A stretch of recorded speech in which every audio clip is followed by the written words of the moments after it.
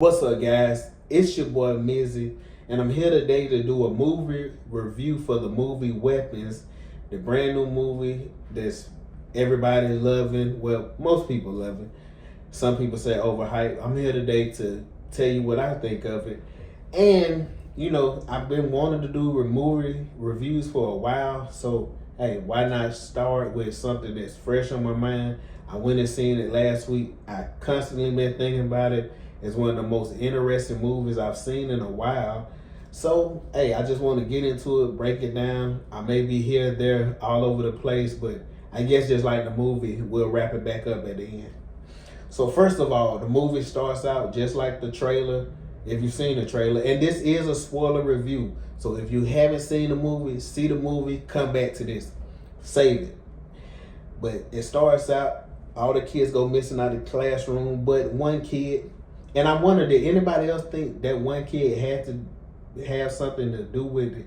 Because it was weird. Like, why did this one child still be there? When that first, even when I seen the trailer, when I first saw that, I was like, damn, why would the one kid still be remaining? I'm like, it has to be something with him and the teacher. I was thinking either one, come to find out it was just with Alex. But anyways, it starts out, everybody's mad at the teacher. Of course, you got the guy when played Archer. You got him. He's the parent. And I think his son name was Matthew. He's missing.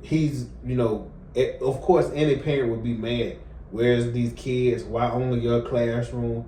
What's going on? It shows her in the beginning going home. Somebody knocking on her door. Then somebody ringing the bell. I think it was ringing the bell. I can't remember. She walks outside, and then, like I said, she sees somebody draws a witch on her truck, which was, now we know after watching the movie, it really was a witch, which is weird because I just never thought the movie would go there. But anyways, it shows her storyline, and like I said, it goes actually through 6 non-linear storylines. It's like people crossing, and then it comes together at the end. I know a lot of people said, Zach Cregger said that he took motivation from the movie Magnolia. I've actually never seen the movie Magnolia, so that's something that I want to watch, because if it was similar to this in storyline, I really would be interested. But anyway, so the kids that disappeared 217, like I say, Justine, where everybody's accusing her. Everybody mad at her. But anyways, when it goes for Justine, it goes to Archer. Shows his storyline. I think it goes to Archer. But anyways, like I said, I'm gonna be all over the place. It shows his storyline. It shows that he's frustrated. He's not sure what's going on, but he's investigating. And I like that they showed this part. Some people may call this movie slow and boring. I could see people saying that, but not me, because I like the build up. I like seeing all the little details go through.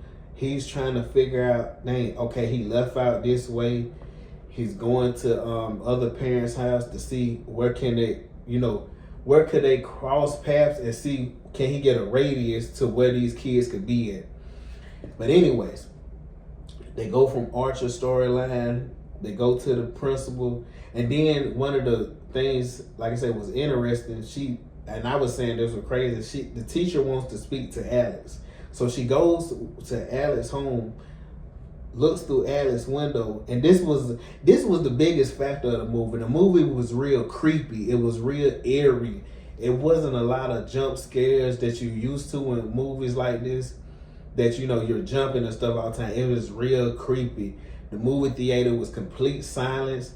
It was just a real eerie feeling. She looks through the window. She sees the 2 parents sitting there.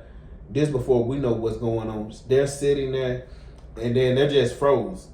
She falls, looks back. They're still in the same spot. But anyways, then hold on. And another thing, did anybody think, watching, once I thought about it, I'm like, okay, Justine and Archer was having dreams about seeing Gladys, who we come to find out who's behind all this. When Justine was having the dream, she looks down the hallway. She wakes up and she sees Gladys on the ceiling, and she, that's one jump scare. When that happens, she was awake then. So I'm wondering, they didn't explain it, and I think Zach Cregger did that because he wants to have discussion about the movie. But when she wakes up and she sees Gladys on the ceiling, she was awake then. So I'm wondering, did Gladys have some kind of power that she could get in people's dreams, and could she place herself places without actually being there physical? Like she could, send her spirit out or something? Because, and this I'll jump into like I say about the drug addict, the junkie. But when he was running from the police officer and he sees Gladys standing out there and she's waving, was that her actually, or was that her sending her spirit or somewhere? Because we can kind of guess that Gladys is really old, or it could be hundreds of years old. It's just no telling. But anyways, that would make the movie so creepy, because you're, like I said, it's a mystery. You're trying to figure out, like, dang, what's going on. My thoughts before I knew it was a witch, I was thinking it was probably some Pied Piper. I was thinking of stuff back then, like it's something leading these kids all to one spot, which it was, but I never thought of a witch. I definitely wasn't thinking that perfect. I don't think nobody could watch this movie and guess that was it. If you say you did, hey, you're great. You're great, man. But anyways, so we go to seeing from the perspective that I really want to spend time on is the one Alex. This is when you get like, okay, this is what is happening. So Alex, it shows that his aunt is coming to stay with them because she's sick.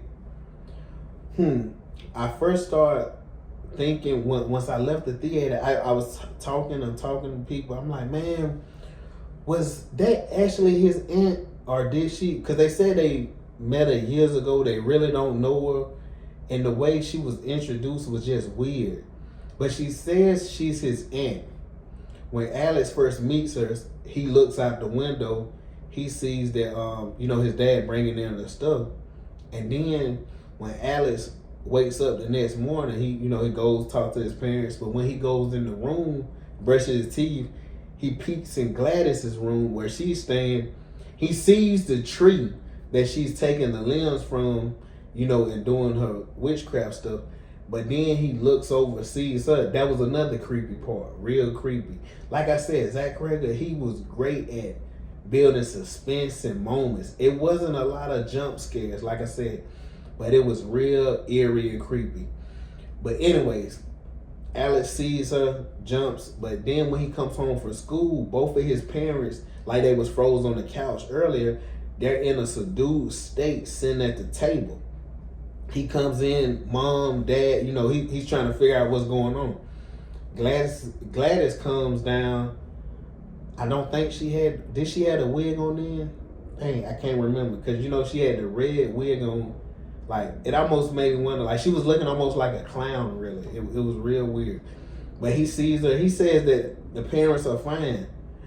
That might have been when I got the most chills. Even now, just thinking back about it, I was like, that was the most creepy. Because Alex throws the water on his dad's face. His dad just sits there, and he just does like this.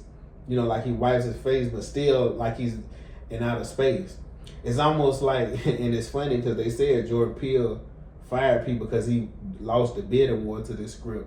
But it's almost like they were in a sunken place because they were just sitting there subdued.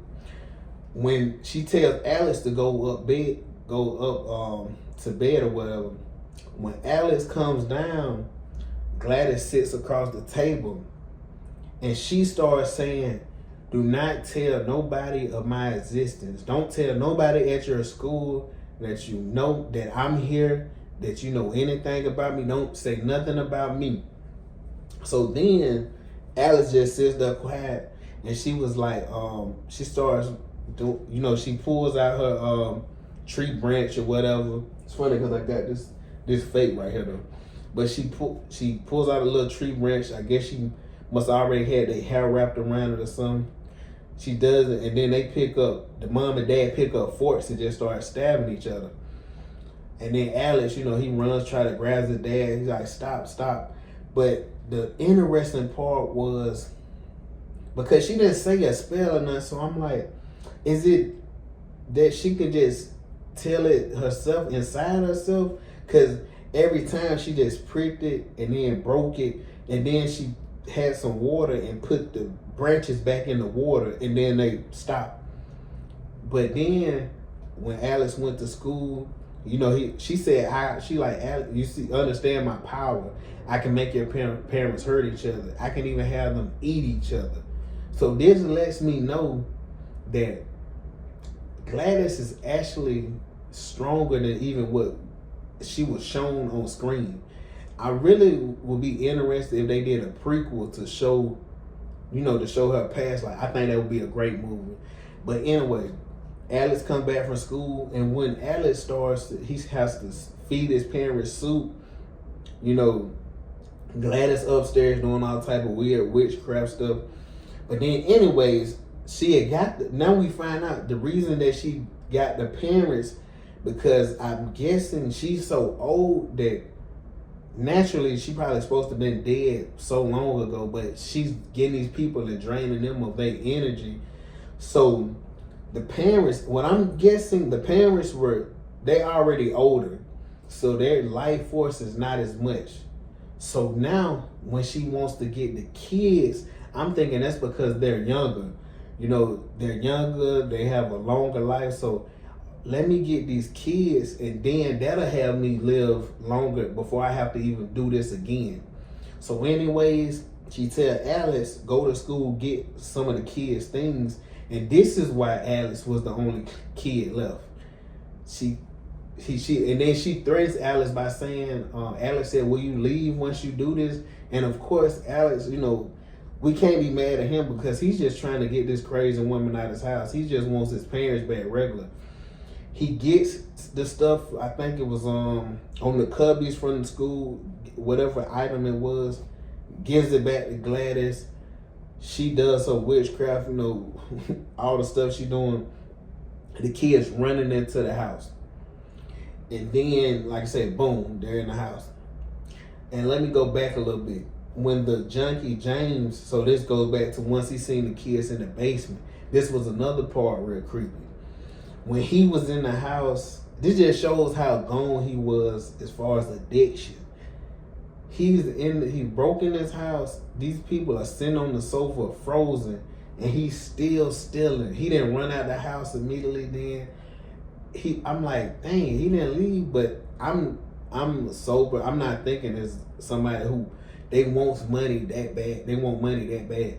But anyways, when he went to the basement, and then the kids, turn fast, and he go back upstairs, and then when the parents come out of their trance and then run him out the house, that was real creepy.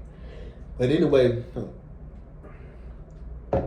once Gladys had the kids in the basement and stuff, and once Archer, of course, he was mad at, Hey Justine, because, he's thinking she had something to do with these kids missing. And when he meet her at the gas station, and the teacher, Marcus, is under the spell, which we come to find Gladys put him under the spell, because when she came to his house, if only, and it's funny because it almost it's a humanity debate, because she's an older woman, you're not threatened by, so when she came to the door, talk out of breath or whatever fake story she was doing, she act like, oh, I need help or whatever. Then the guy's partners lets her in. It almost makes you think, see, this is why you can't be too nice, because some people will take advantage of your kindness. Even though this is an extreme example, but just saying, people will take advantage of your kindness. She comes in the house. She already had the ribbon, I think, from the school wrapped around him, and she cuts his partner hair. And then she makes Marcus, kills his partner. Marcus takes off running, goes to the scene I'm talking about, with Justine, when Archer comes out, he's mad, you know, talking to Justine. She's like, "Oh, you're threatening me?" And then Marcus runs. She looks off to the side, runs under the car because he's, you know, jumps on top of her and goes inside. Archer tries to stop him, but he can't really stop the guy because I'm guessing. So they said the movie title was Weapons. So it's almost when she put people in this transient state and sent them after a person, they just couldn't. It was like a bull seeing red. It just, they was locked on. And even when Marcus, Justine wasn't nowhere near around, the spell made him know where she at and sent him straight to her at the gas station. When Archer stops this, Justine leaves in her Jeep. Archer jumps in his truck, follows her, and then when Marcus get hit, you know, brain splattered everywhere. When he meets up with Justine, and he's like, "Man, let me show you something." He shows her what I was saying earlier about, you know, he was trying to see where the kids left, and he asked the other parent, and the dad was played by Justin Long. It was interesting because when I see Justin Long, I was thinking, "Oh dang, Justin Long is." I thought he was gonna have a bigger part, but Zach Cregger, I guess he just did it like a little shout out, probably to people who seen Barbarian, which was interesting because that's another time he's done that. He had I can't think of the guy's name right now, but who played Pennywise. He had him playing in The Barbarian, which made you think that he would be the bad guy. Subconsciously, it made you think that. So when I seen Justin Long, all of a sudden I started thinking like, "Damn, do he got something to do with this?" But anyways, Justin Long shows Archer the video, and when he's showing this to once he, you know, right now he sees where their daughter was running from. When he shows this to Justine and he shows the radius that he circled, she was like, "Dang, that's Alex's house." So both of them go there. And it's funny, when I thought, I couldn't have guessed how this movie would end. Once they went to Alex's house, I thought that maybe Archer, like, I don't know, I thought they would end up like shooting Gladys or killing her somehow. But really, they didn't stop anything. They come in the house, cross the salt path that she made. The cop and the junkie come after them. Like I said, just keep coming. Archer literally is throwing the junkie around. He just like, stop screaming. And he keeps coming. And you can see when Zach Cregger comes for comedy, because he has little moments that are funny, and it's weird because you just was creeped out. Now you about laughing at this part. So anyways, they got the salt path down. Alex is upstairs. And it's interesting because they showed this part in the trailer. So Alex, I wasn't thinking this at the time, but he crosses the salt path on purpose so his parents can move from in front of the door, because he knows that Gladys has his parents there protecting that door, because, you know, her tree and whatever the witchcraft stuff is inside her, and she's downstairs hiding where the kids at. So once the parents move, her number one mistake was not putting Alex under her spell, because she was using Alex. But the thing is, Alex was paying attention to her, because every time she would, you know, take the branch, stick her finger, doing that stuff, Alex was sitting there paying attention, like, okay, I see this, what she's doing. But then when the parents run out, Alex runs around, gets into the room, he grabs the stuff, then some of her hair, he wraps around the small tree branch, posts his finger, breaks it. Soon as he breaks it, Gladys looks up and she's immediately knows that it's over. She knows, like, oh my God. The kids come running up out upstairs, like just rushing up there, straight after her. She's running, and this is where it really became comical, because she's running just like, she's literally running, falling, tripping. Because she's looking like, what the hell? Like, the kids catch her and rip her to parts. They tear her mouth open. They just rip her all over.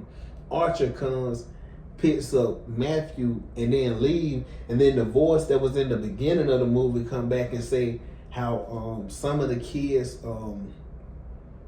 start back talking 2 years later, and how some of them were never the same. And it's like, I think Alex went to live with some other family because his parents, they never came back. I think that might have been because his parents were older maybe, and some of their life force already got drained. But anyways, it was interesting because it really made me think back on certain parts of the movie. Because now, okay, I just want to have a discussion with people who've seen it. When the movie was when Archer was dreaming about going outside, seeing Matthew, when he seen it looked like a AK-47 rifle over the house with 217. Once he seen that, was Zach Cregger was he talking about the school shootings like that we've had in America? I don't know. It just made me kind of think about that because I know I could just tell he likes imagery. He likes to play on certain stuff. So like I said, it just made me think of that.